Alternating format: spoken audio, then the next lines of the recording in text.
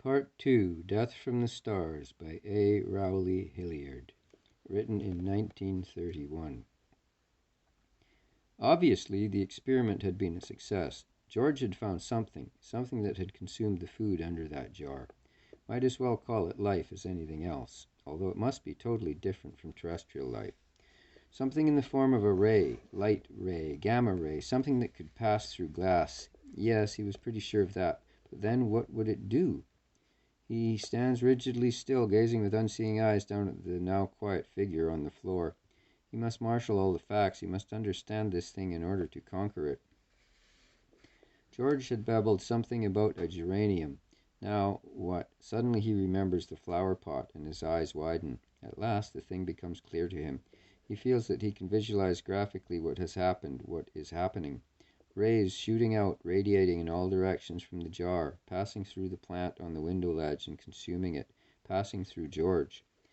He shudders. The brain, the nerves, the most delicate organs would go first, naturally. He must do something, get a doctor, a sedative might help. He leaves the room and locks the door behind him. Making for the telephone stand, he trips over something. It is the telephone. It is loose, the wires torn out of the box. Well, there is an extension in George's bedroom. He takes the stairs 3 at a time. There is a light in the room. He has just picked up the phone when something peculiar catches his eye. The bed sheet is strange, dark gray in color. He bends over. Yes, something wrong. He touches it and starts violently. The sheet crumbles to powder under his hand. He shakes his head in bewilderment. Obviously, the sheet has been affected in the same way as George and the geranium. But why the sheet? Why not something near the laboratory? Then he gasps. The full meaning of the phenomena bursts upon him. It is George that has infected the sheet. George is being fed on by the strange disease. Therefore, George is giving off the rays, and in enormously greater quantities than the little block had done. The horror of the situation overcomes him, and he sits down heavily upon the bed. George broadcasting death. He tries to look ahead to understand the full significance of that fact. George broadcasting death, impregnating anything and everything that comes near him, and then infecting things, radiating it in their turn. Where will it stop? How can he stop it? He shrugs his shoulders helplessly. You can't fight a thing you know nothing about. The thing will spread like wildfire. George is a menace to mankind, to all life, to the world. Absent-mindedly, he picks up the telephone, shrugs again, and sets it down. Couldn't call a doctor. Couldn't call anybody. Nobody would understand. They will take George to a hospital where he will spread disaster at a terrific rate. Or they will hang around and infect themselves, then go out and spread the thing. Warnings would be of no use. People never paid any attention to warnings they could not understand. They would laugh at him. He could hear them. Life from the stars, indeed. Disease from afar. Ha, ha. They would call him mad, and then fall victims to the thing they derided. And the minute a few were infected, nothing could stop it. He himself knows more about it than anyone else, but he has no idea how it could be checked. He wonders vaguely if he is infected. Perhaps not in so short a time. Well, he will be before he gets through. He will have to work alone. Work?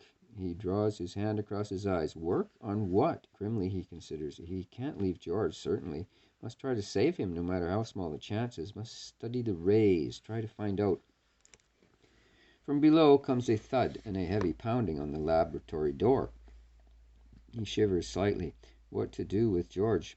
We'll have to keep him quiet. Frowning heavily, he descends the stairs. The racket in the laboratory is steadily increasing in volume. To the pounding is now added shrill, angry cries. A hypodermic of some sort would be necessary, for such noises would soon bring inquisitive people, and inquisitive people means disaster. But how to get dope without a doctor? He knows of a doctor in the city who minds his own business, but deals like that require money, and he has no money. Well, he has to do something right away. You can hear that howling a block. He unlocks the door. As he turns the knob, the door bursts open, knocking him violently backwards. Before he can regain his balance, the other is upon him. As he is borne to the floor, all other emotions are dominated by his amazement at the homicidal tendencies of this man who, a week ago, had been as mild-mannered and studious as one could wish. He fights vainly against the powerful frenzied grip on his throat. The blood pounds in his ears, his temples throb. With his one free hand he reaches along the floor for something that he knows is there. He finds it, the telephone, and swinging it up, relentlessly clubs the head of the assailant. The grip on his throat relaxes and the body of George Dixon rolls over limply to the floor. Getting to his feet, he raises it in his arms and slowly mounts the stairs. He lays it on the bed and bends over it.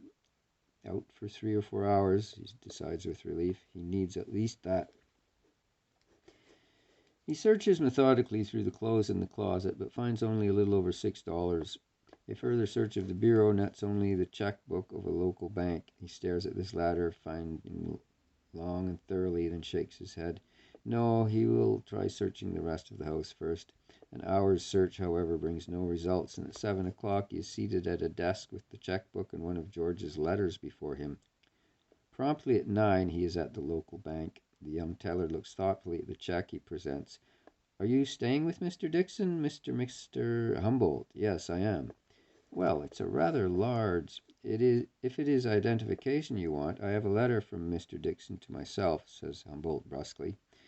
The young man studies the preferred letter gravely. All right, sir. You know we have to be careful, sir. How will you have it? Humboldt catches the 9:15 train to the city. He sits huddled in the corner of the car, feeling very tired and a little sick. He feels he is on a fool's errand. George, he knows, cannot be saved. It is only a question of how long he will live. Not very long, probably. A thing that can attack vital nerves kills quickly. Humboldt stirs uneasily in his seat. George's death, he reflects grimly, will not end the matter. Far from it. There is enough substance in his body to feed the disease for weeks, months perhaps.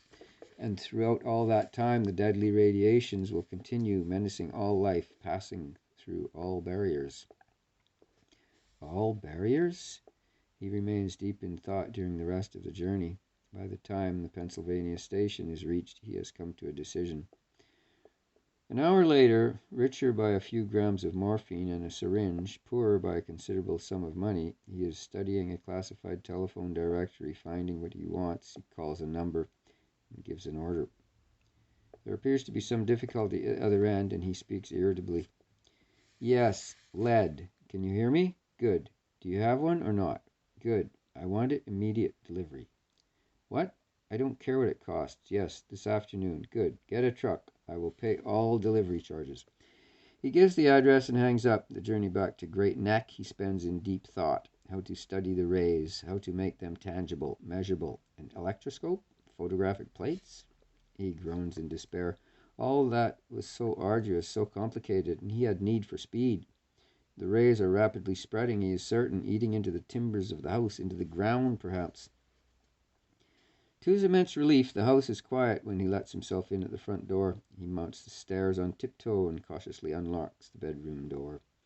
Caution leaves him. Then, for a moment, he is overcome by nausea. Forcing himself, he approaches wide-eyed the black lump on the bed.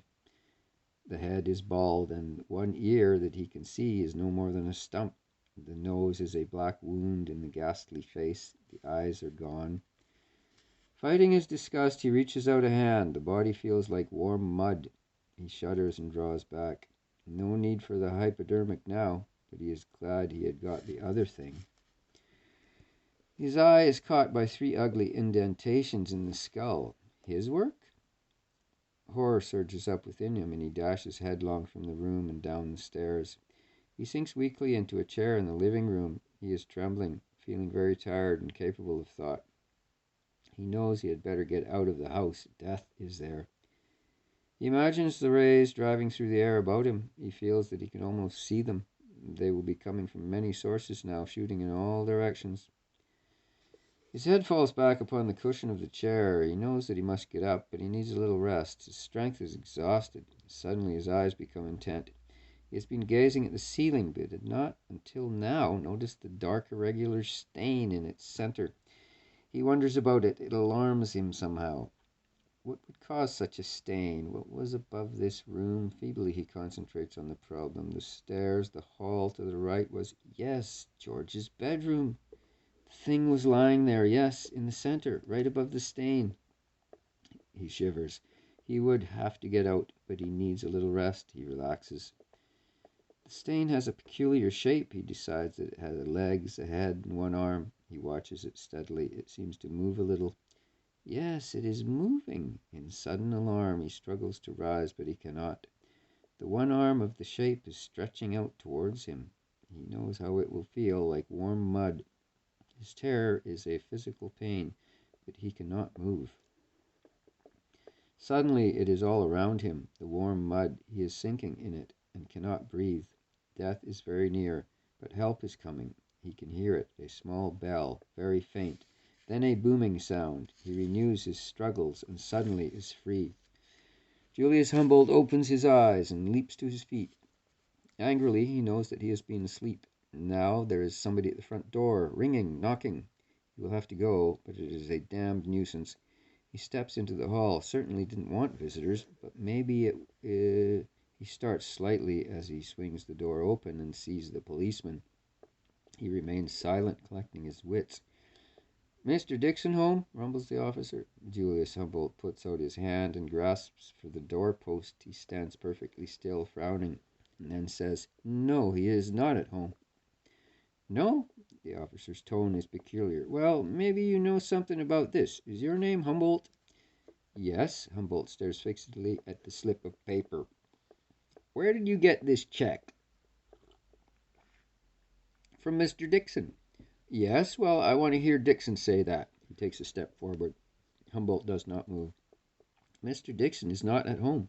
The officer growls. "Oh, so you're going to get hard, huh? You better be nice to me. This here check is a phony, and I got a good mind to take you along to the station now." He eyes the other's shabby clothes with extreme disfavor. "You know that you can do nothing of the sort," pointed out Mr. Humboldt calmly, "until you have found Mr. Dixon."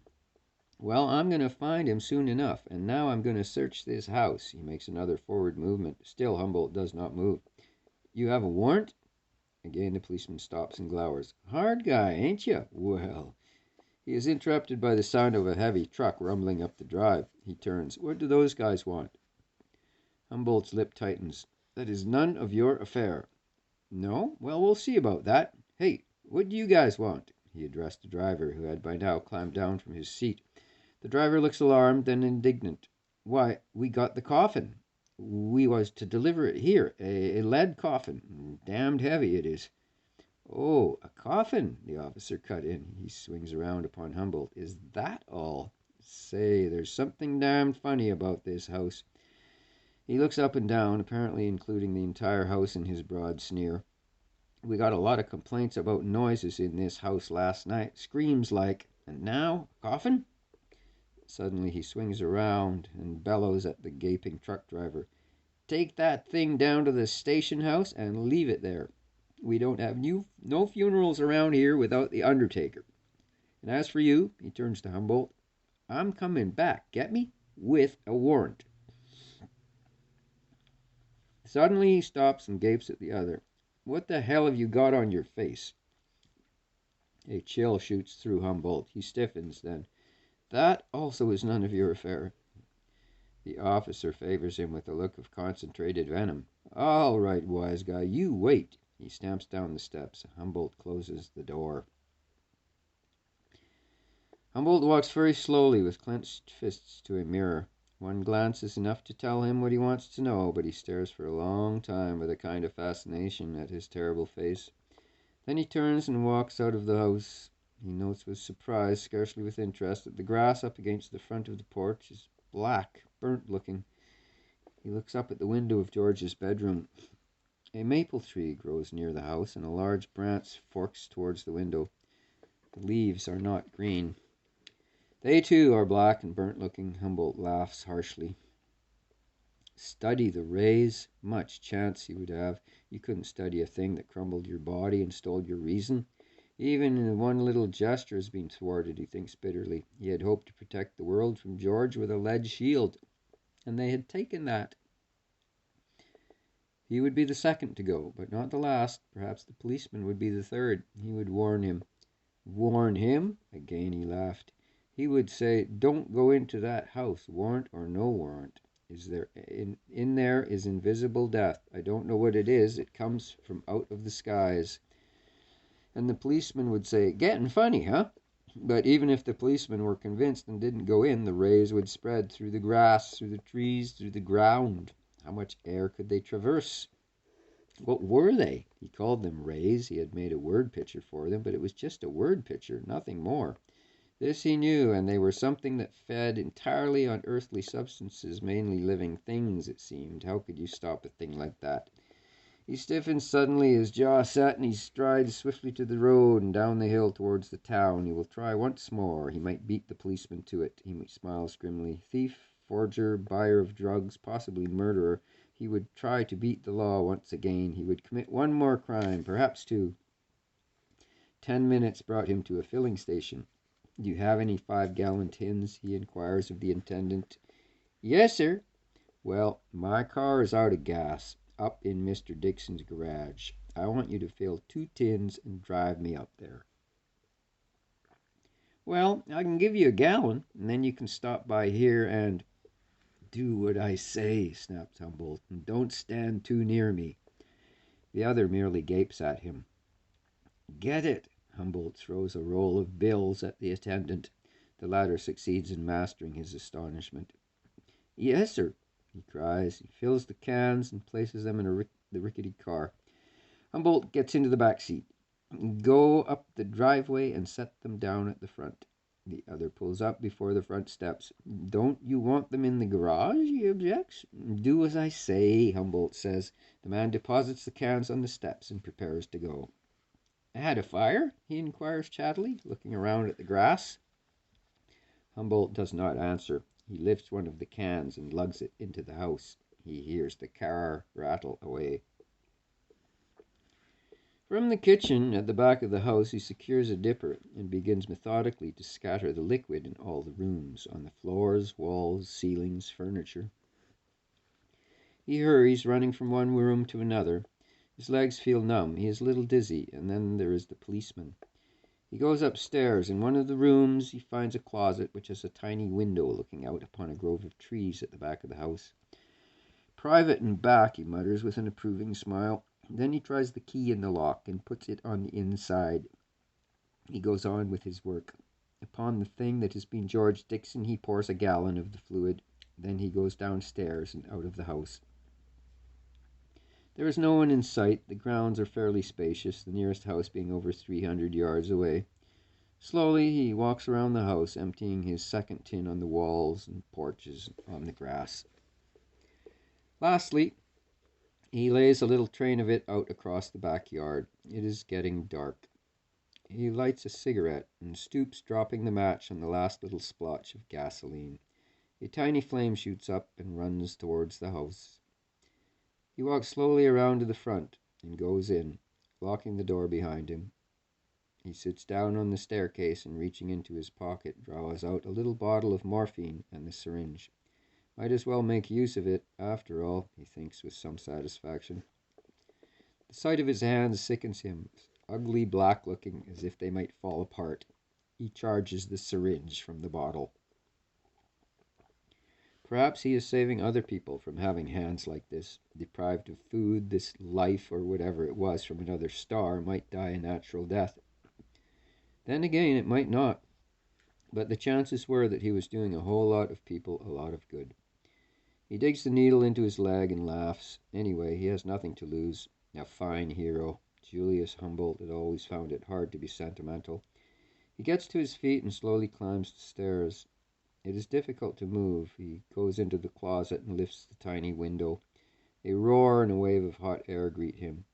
He draws back with a smile and locks the closet door. A tongue of flame shoots up past the window, licking at the sill. He gazes at it admiringly. Wonderful stuff, fire.